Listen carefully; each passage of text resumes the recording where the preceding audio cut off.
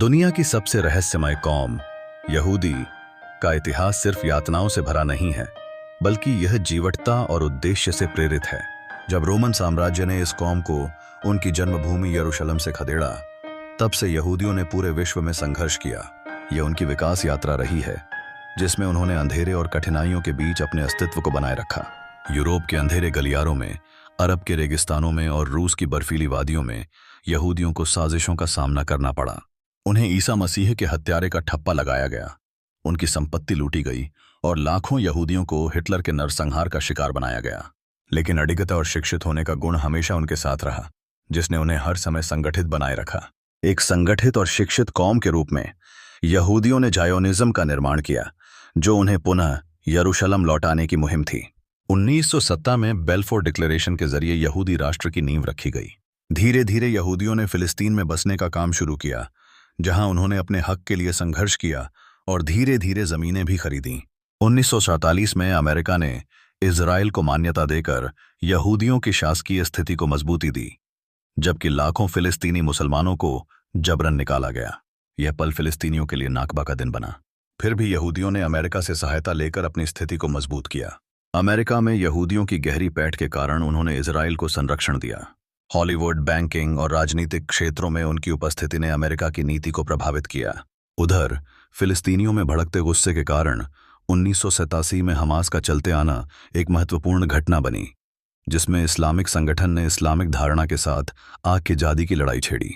इस संघर्ष ने इजराइल फलस्तीन के बीच एक ज्वाला को जन्म दिया, जिसका प्रभाव आज भी दुनिया भर में महसूस किया जा रहा है। यह केवल यहूदियों का संघर्ष नहीं, बल्कि दर्जनों संस्कृतियों और समुदायों की कहानी है, जो अपनी पहचान और अस्तित्व के लिए लड़ी जाती है। एक इस्लामिक संगठन जो सिर्फ एक ही लक्ष्य के साथ खड़ा हुआ, फिलिस्तीन को आज़ाद कराना और इजराइल को खत्म करना। हमास ने शुरुआत में स्कूल, अस्पताल और सामाजिक कामों से लोगों का दिल जीता, लेकिन साथ ही साथ उसने इजराइल के खिलाफ आत्मघाती हमलों, रॉकेट फायरिंग और गुरिल्ला युद्ध छेड़ दिया। गाजा पट्टी, जो कभी हरियाली और समृद्धि की पहचान थी, धीरे धीरे युद्ध का मैदान बन गई। और गांजा पट्टी का दरअसल गाजा पट्टी का नाम लोग हिंदी में गांजा पट्टी भी बोलते हैं। यह इलाका 365 वर्ग किलोमीटर का एक छोटा सा टुकड़ा है, जिसमें 20 लाख से ज्यादा लोग घिरे हुए हैं। यह जगह इजराइल और मिस्र के बीच फंसी हुई है, लेकिन यहां आज भी हमास का शासन चलता है। इजराइल ने इस क्षेत्र को ब्लॉक कर दिया है।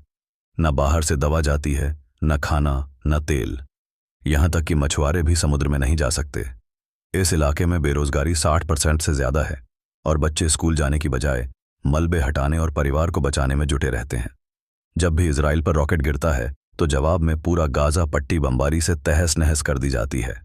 और यह संघर्ष कभी नहीं रुकता, क्योंकि एक तरफ एक परमाणु ताकत है, इजराइल, जिसके पास अमेरिका की बैकिंग, अत्याधुनिक तकनीक और युद्धक विमान है, और दूसरी तरफ है हमास, जो अपने पैरों पर खड़ा होने की कोशिश कर रहा है, लेकिन दुनिया उसे आतंकवादी घोषित कर चुकी है। अब इसमें एक गहरा सवाल है, क्या सिर्फ यहूदियों का दुख मान्य है? क्या फिलिस्तीनियों का दर्द कोई मायने नहीं रखता? क्या हम एक सभ्य समाज होकर दो देशों के बीच एक संतुलन नहीं बना सकते? लेकिन जब तक दुनिया की राजनीति यहूदियों की जेब में है, अरब देशों की कमजोरी बनी रहेगी और अमेरिका इजराइल को खुला समर्थन देता रहेगा, तब तक ये संघर्ष रुकेगा नहीं।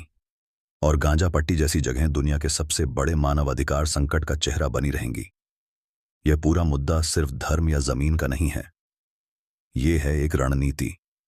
कैसे शिक्षा, धैर्य, संगठन और राजनीतिक पकड़ से एक कौम ने न केवल अपने लिए देश बनाया, बल्कि पूरी दुनिया की दिशा बदल दी। और साथ ही यह भी दिखाया कि अगर कोई कौम अपनी पहचान को लेकर संकल्पित हो जाए, तो वो इतिहास बदल सकती है। लेकिन इसका दूसरा पहलू यह है कि उस जीत की कीमत किसी और की बर्बादी पर नहीं होनी चाहिए। आज अगर हम इतिहास से कुछ सीखना चाहते हैं, तो यही कि शक्ति का संतुलन जरूरी है, इंसानियत जरूरी है, और हर आवाज को सुनना जरूरी है।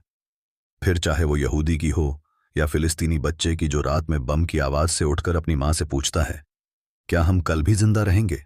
और जब तक इस सवाल का जवाब दुनिया नहीं देती, तब तक यह लड़ाई नहीं रुकेगी।